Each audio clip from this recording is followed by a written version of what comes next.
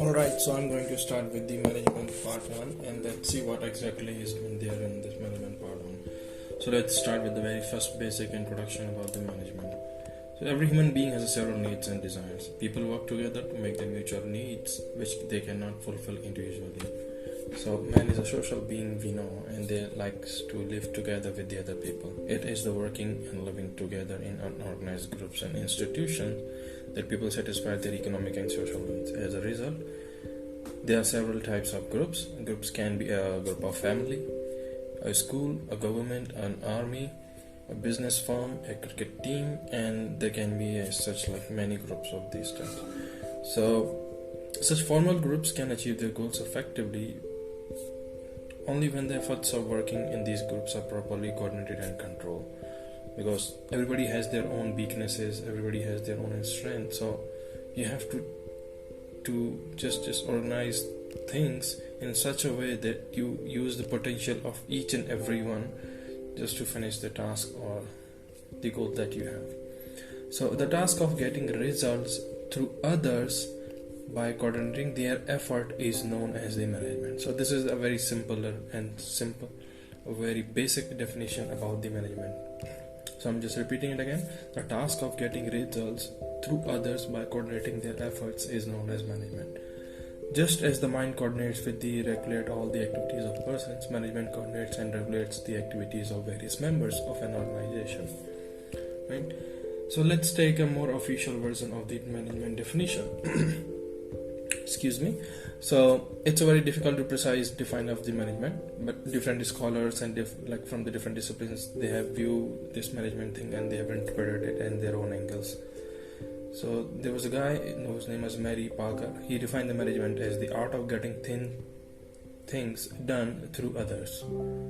This view represents the traditional view under which workers are treated as a factor for production. So as the definition, workers get wages for the work and they are not supposed to have any social and psychological needs. So there are certain deficiencies in this approach.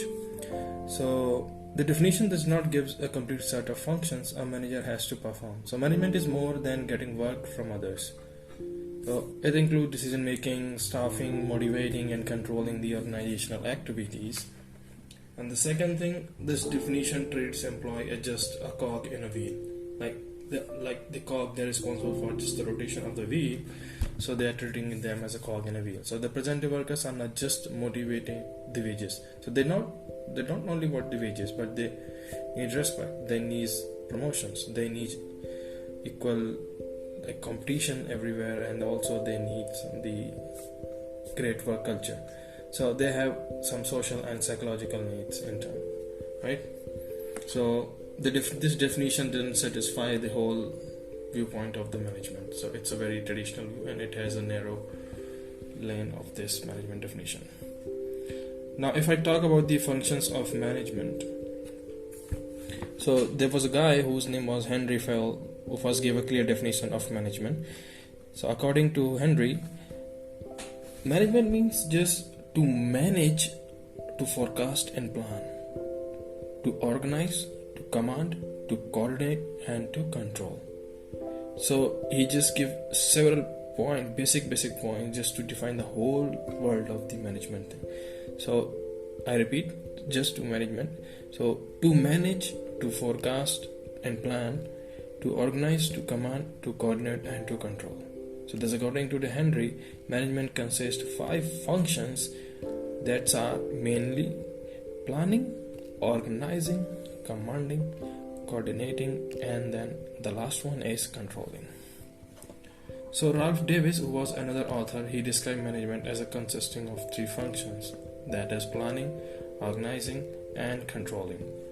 But like modern authors, they do not view this coordination as a separate functions of management. They consider it as the essence of managing. So as per the modern view, the management consists, so we are talking about the modern definition right now these days that are accepted worldwide. So management consists of 5 functions. The first one is planning.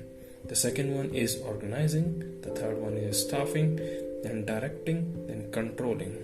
Right? So Kuntz and O'Donnell have adopted the same classifications. These functions are performed to accomplish objectives with effective and efficient utilization of human resources. So there are different parts of the management, like we saw. So these are the different functions of the management that they have. So we have so far 5 functions, and we will be discussing about them in a brief. Let's see what's there in these functions. So the very first was the planning.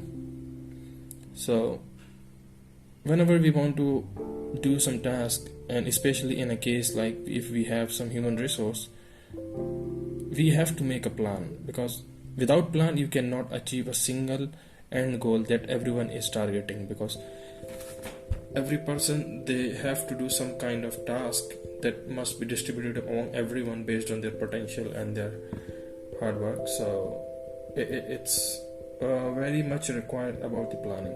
So in planning, determining the objective of the organization. So the end goal is your objective.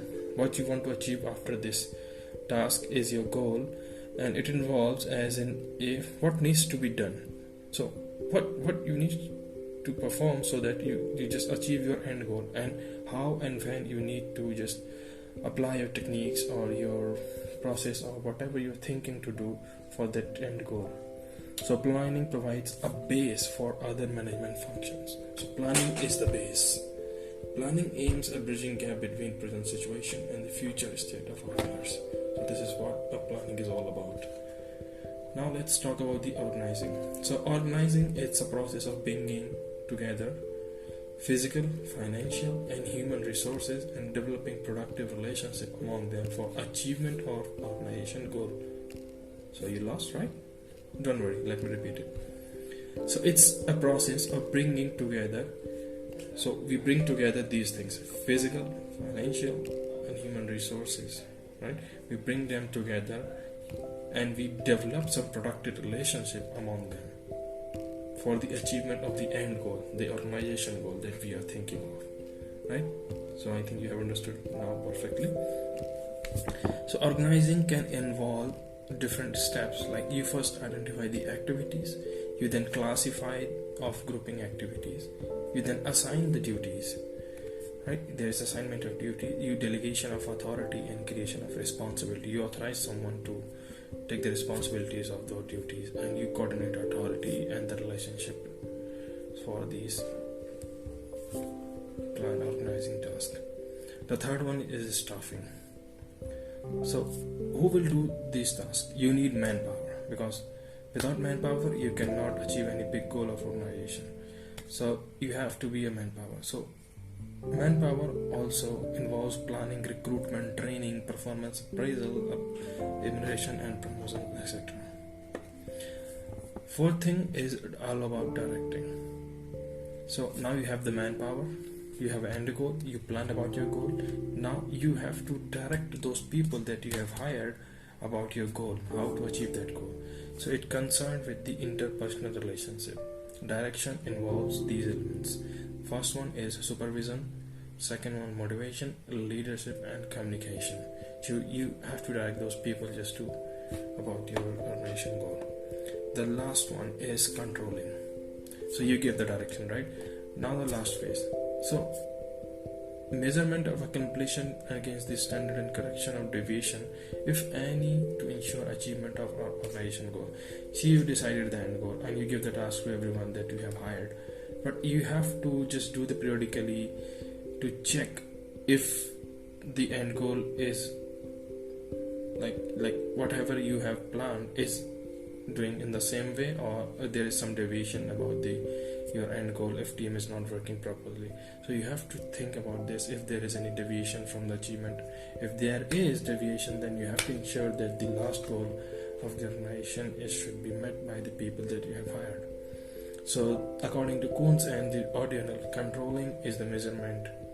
You measure how much is the deviation and you then correct it. So there is a correction involved also of the performance activities of the subordinate in order to just make sure that the enterprise objectives in the plan desired to obtain them as being accomplished. So in controlling we have following steps. First one is establishment of standard performance. So you standardize the performance.